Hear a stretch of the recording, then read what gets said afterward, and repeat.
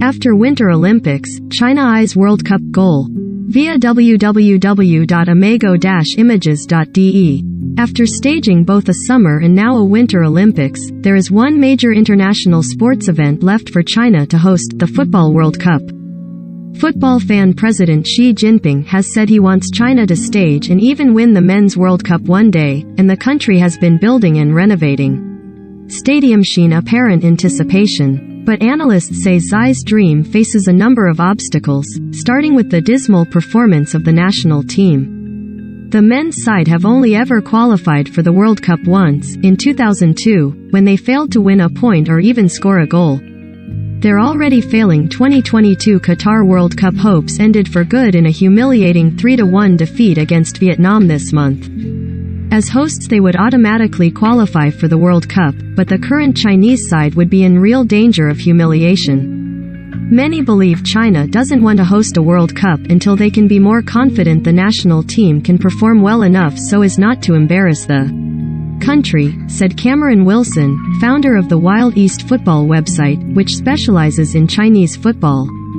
Chinese football became famous a few years ago for splurging on famous foreign coaches and players, but those days are now long gone. China has been naturalizing players, many of them Brazilian, but the national team remains stuck in 75th in the FIFA rankings.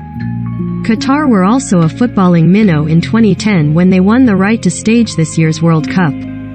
But they have improved since, going from 113th in the world to 52nd today.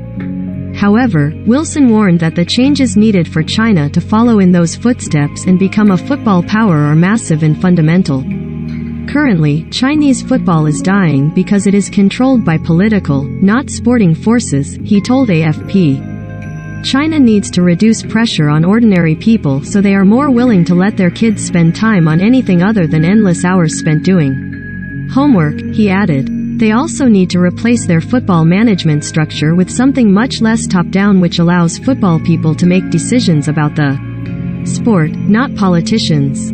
Football has found itself in the crosshairs of the ruling Communist Party's purity drive in recent years, with players told to remove or cover tattoos and sometimes join military camps for drills and Marxist-style thought education. Mads Davidson, ex-technical director of Chinese Super League side Shanghai Port, believes China has the facilities and logistics to handle big events. The Beijing 2008 Games and just finished Winter Olympics in the capital were evidence of that.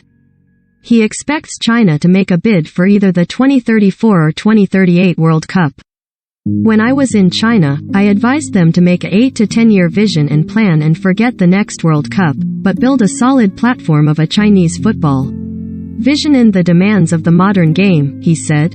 But there is a lack of investment in the long term and too much focus on immediate success, he said.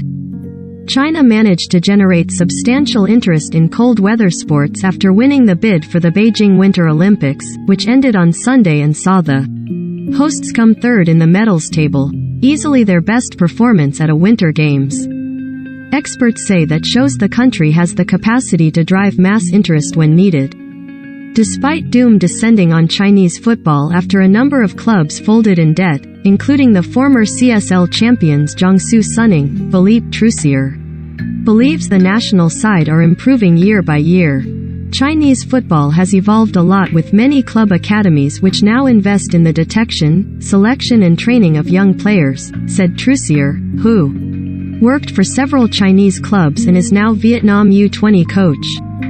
But the Frenchman warned there is still not yet enough infrastructure or coaches, and others warned having a competitive team alone is not enough for a successful World Cup bid. Bo Li, professor of sports management at Miami University, said football's world governing body FIFA is interested in awarding the competition to host countries who can share, something which seems unlikely in China's case. The competition is a lot more intensive compared to the Olympic bid, he said, pointing out that the voting format requires the interested country to have a great relationship with the majority of FIFA members. Given the current diplomatic relations, it does not seem that China could work with any neighboring nation for a co-bid, he warned. EHL rocks, Pst.